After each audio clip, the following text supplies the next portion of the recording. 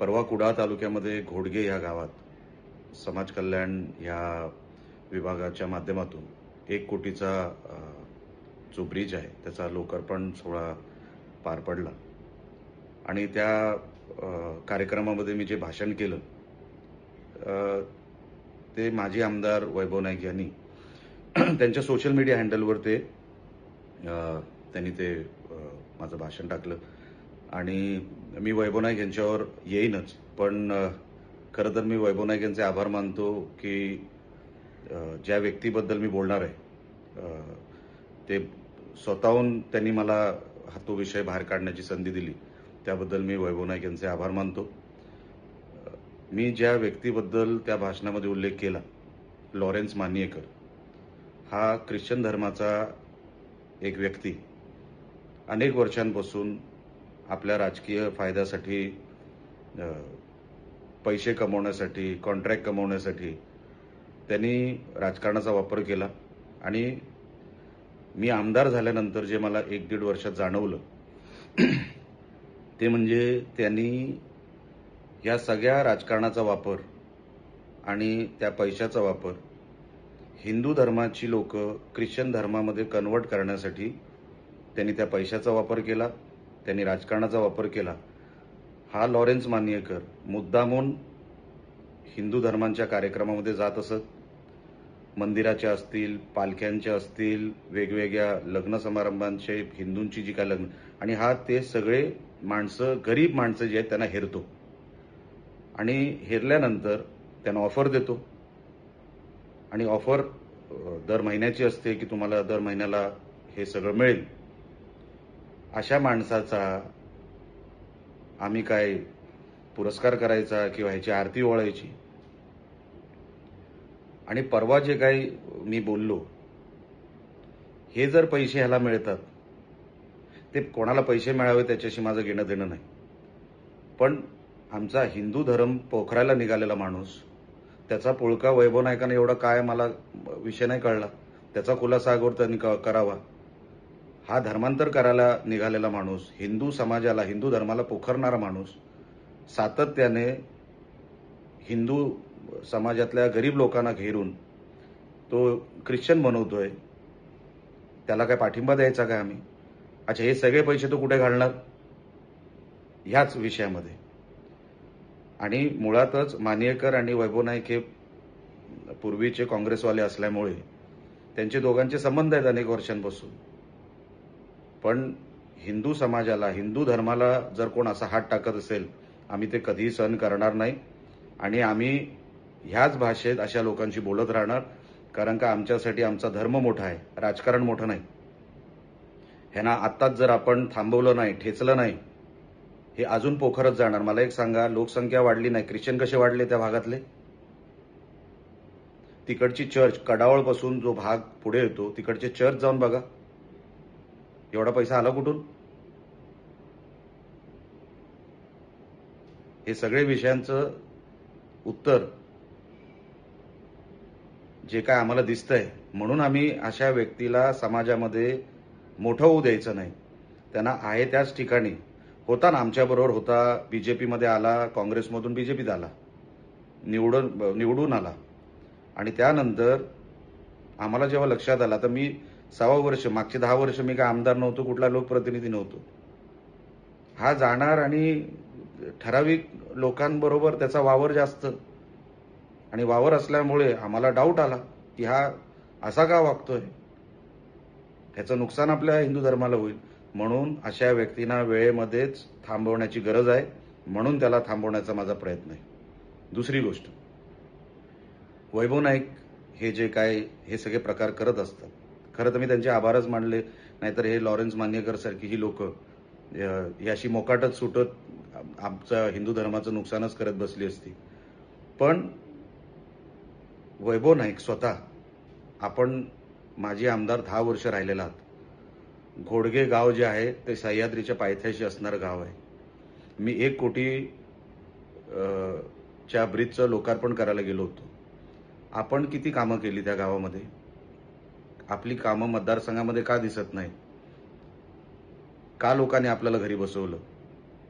याचं कधीतरी आपण आकलन करा, ऑडिट करा. तुमचा हाच स्वभाव. हे कसं आहे माहिती ना, ह्याला वैभवजी चिल्लर गोष्टी म्हणतात. ह्याच्यातून बाहेर या.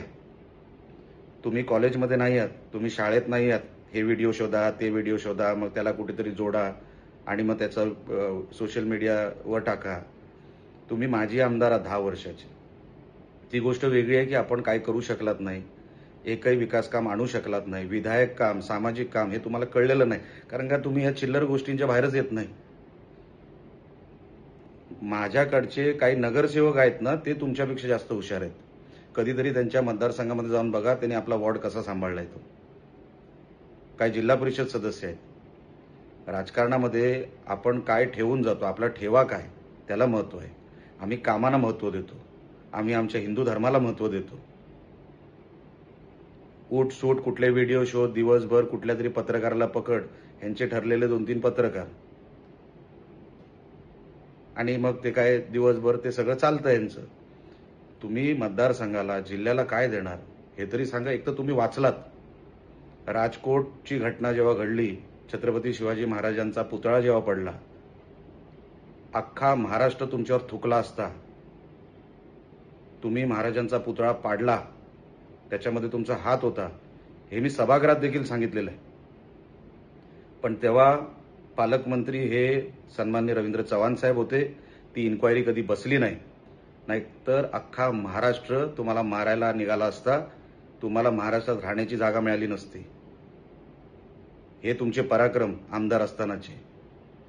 दुसरा पराक्रम काय की कॉन्ट्रॅक्टरकडून पैसे घ्यायचे आणि त्या गणपतीच्या पिशव्या जे आपण देतो, ते कॉन्ट्रॅक्टरच्या पिशव्या घेऊन तुम्ही लोकांना वाटता.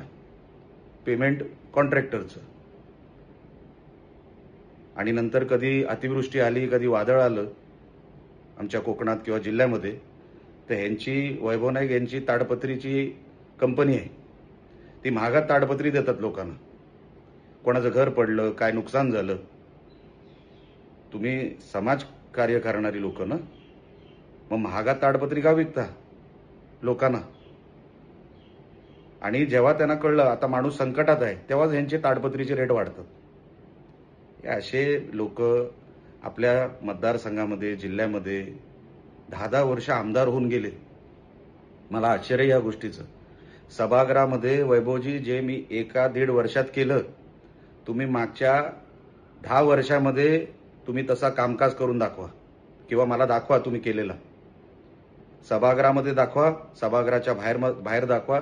एवढी विकास कामं मी मागच्या 10 वर्षामध्ये आणली. चॅलेंज आहे माझा तुम्हाला. विकासावर बोला, चांगल्या कुठल्या गोष्टी, हिंदू धर्माला पोषक काय आहे, हिंदू धर्म वाढेल कसा, तो संरक्षण त्याला कसं मिळेल, ह्याच्यासाठी प्रयत्न करा. तुमची इमेज हे आता तुम्ही फक्त 2 तालुक्यांचे जिल्हा प्रमुख झालेला आहात आणि तुम्ही स्वतःला निष्ठावान म्हणता. कधी उद्धवजी मला बोलवतील किंवा मला विचारतील, तेव्हा मी सांगणार तुमची निष्ठा कोणाची आहे, ती कोणावर आहे ती. तुम्ही निष्ठेच्या वार्ता करता. तुम्ही रवींद्र चव्हाणांबरोबर तुमचे संबंध, कारण का तुम्हाला वाचवलंच रवींद्र चव्हाण साहेबांनी.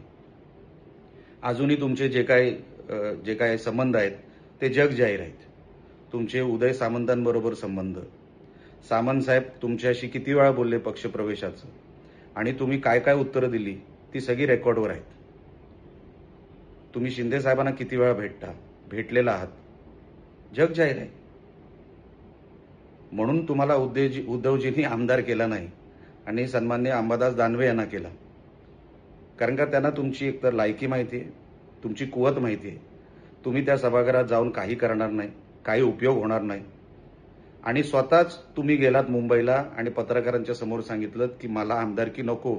अरे बाबा, ती तुम्हाला मिळणारच नव्हती, तुमची पात्रताच नाही. हे उद्धवजींनी पण ओळखलं. विचार करा, 10 वर्ष तुम्ही आमदार होतात, सत्ताधारी पक्षातले आमदार होतात. तुम्हाला साधं राज्यमंत्री सुद्धा उद्धवजींनी कधी केलं नाही. तुम्ही कधी आमदार होणार नाही हे उद्धवजींना पण माहिती आहे. आणि म्हणून आमदारकीचा जो काय विषय असतो तो तुमच्या गळ्यात टाकून काय उपयोग, पक्षालाही काही उपयोग नाही. कारण का तुम्ही सगळ्या बाबतीत फेल गेलेला.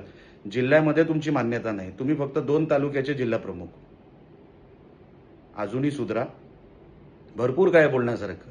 आणि मी तर तुम्हाला तुमचे आभारच मानलेत की बरं झालं तुम्ही हा विषय काढला, म्हणजे आम्हाला त्या मानेकरबद्दल बोलण्याची संधी मिळाली. तुमचे काही विषय जे लोक कदाचित विसरले असतील की महाराजांचा पुतळा कोणी पाडला, तर तो कलंक आपल्याच जिल्ह्यात राहतो. त्याच्यावरती फक्त इन्क्वायरी बसली नाही म्हणून तो बाहेर मोकाट फिरतो. हेही लोकांना सांगण्याची संधी मला तुम्ही दिलीत, त्याबद्दल मी परत एकदा तुमचे आभार मानतो. पण काहीतरी विधायक करा, सामाजिक करा, जिल्ह्याचं नाव होईल असं काहीतरी करा, एवढीच या निमित्ताने मी आपल्याला विनंती करतो.